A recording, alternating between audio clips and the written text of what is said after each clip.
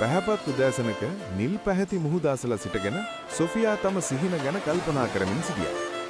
ලෝකයේ තම ඇස් වලින් කැමරාවෙන් වාර්තාගත කිරීමේ දැඩි ආශාවක් ඇය තුල තිබුණා. එවිට හදිසියෙම මුහුදේ බෝට්ටුවක් පෙරලි උදව් ඉල්ලා කෑ ගැසෙන හඬක් ඇසුණි. මොහොතක්වත් පසුබට නොවූ සොෆියා මුහුදට පැන කුඩා පිරිමි ළමයෙකු බේරා ගත්තාය. නමුත් ඒ අවස්ථාවේදීම ඇයගේ නෙත ගැටුනේ අභිරහස් පැරණි පෙට්ටියකි. එය විවෘත කළ විට එහි තිබූ රහස් සිතියම ඇගේ ජීවිතේ වෙනස් කිරීමට යන බව ඇයට වැටහුණා. එම සිතියම අනුගමනය කරමින් මුහුද මැද තනිවම ගමන් කළ සොෆියා අවසානයේ සැඟවුණු දූපතක් සහ එහි තිබූ රහස් ප්‍රදීපාගාරයක් සොයාගත්තාය. එහි සිටි මහලු මිනිසෙක් එම රහස ආරක්ෂා කරමින් සිටියේ. නමුත් එම රහස අත්පත් කර ගැනීමට සන්නද්ධ කල්ලියක් එහි පැමිණි විට සොෆියා නිර්භීත තීරණයක් ගත්තාය. ඇය තම කැමරාව භාවිතා කර සත්‍ය මුළු ලොවටම හෙළි කළා.